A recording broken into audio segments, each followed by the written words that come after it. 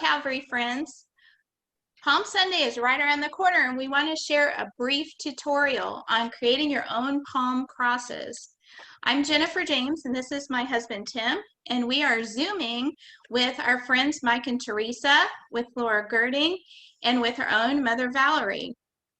Mike, would you like to kick us off and walk us through the steps to make a palm cross?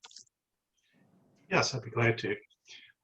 We're going to need just a couple of things for this, starting with you're going to need a palm frond, which you can pick up at the drive-through service on the 28th, Palm Sunday, from 1 to 2. Is that right, Jennifer? Yes. Okay, and you're going to need a pair of scissors at the very end for a little bit of trimming, probably. But having said that, I have a palm frond here. They're, what, about 3 feet long?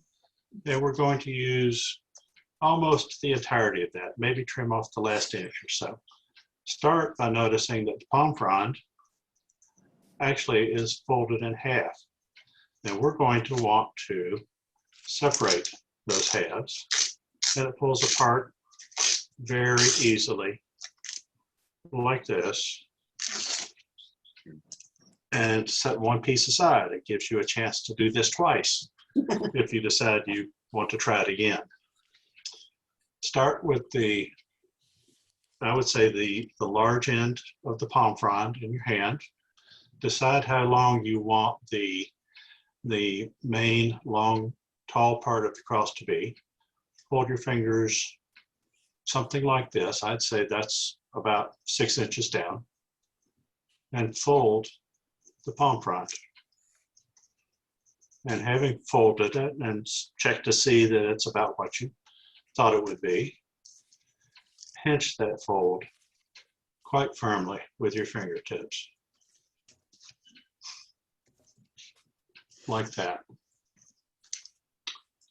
Okay, having done that, we're going to have a shorter piece, which is going to be the length of the cross at the end, and a longer piece, which is everything else we're going to use. Bend the long piece up like this at a 45-degree angle. And pinch that little fold too. Very tightly. Very tightly.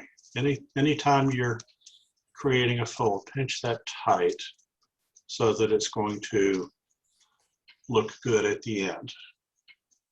Take that long piece again and wrap it around the back, but don't go pinching anything yet until you decide how long you want that side arm of the cross to be.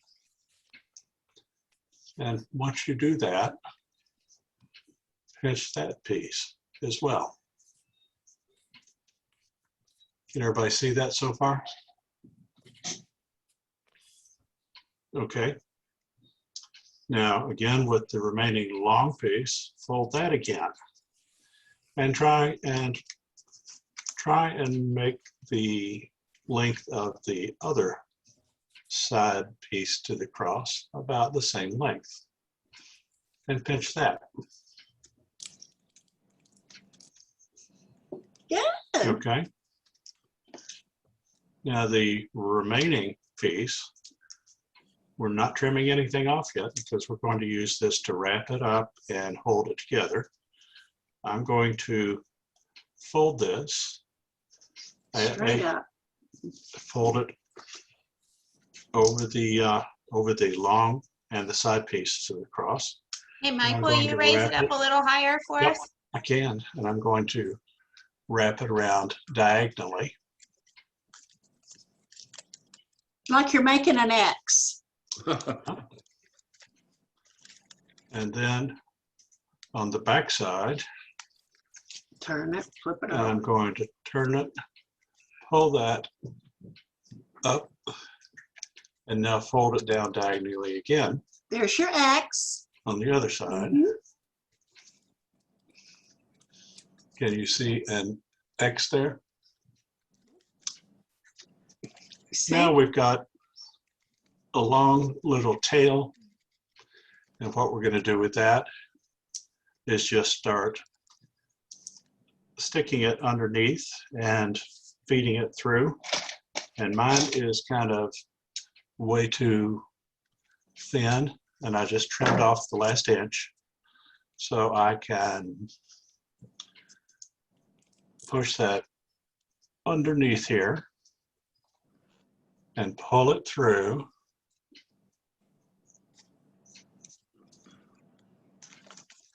And pull that firmly.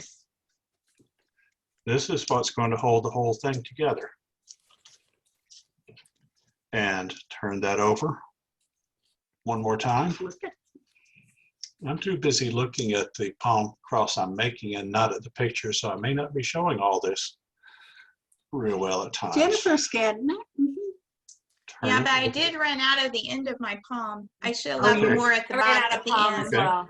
Yeah, And I here overestimated. I've got yet another little piece that I can pull through and pull tight. And if you've got any left, do that yet again. Pull tight, and this is the point at which I would trim the last little piece.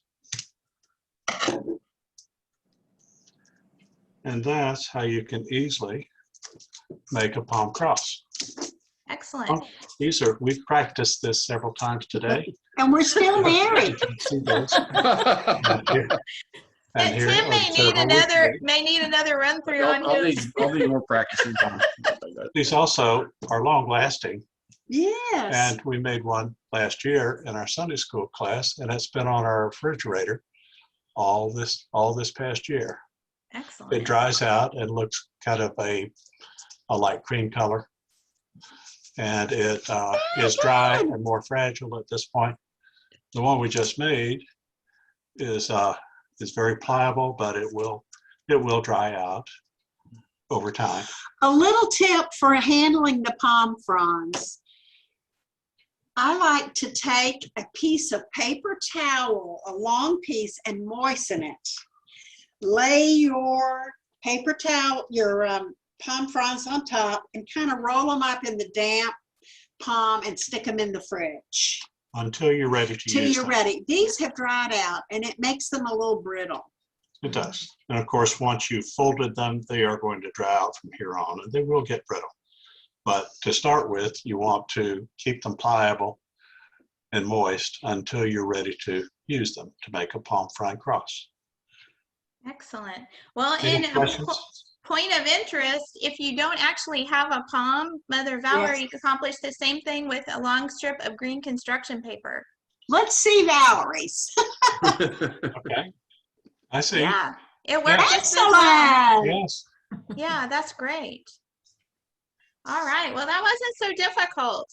As a reminder, if you would like to pick up palms on March 28th from 1 to 2, you can get them at the drive-through communion and palm pickup at church.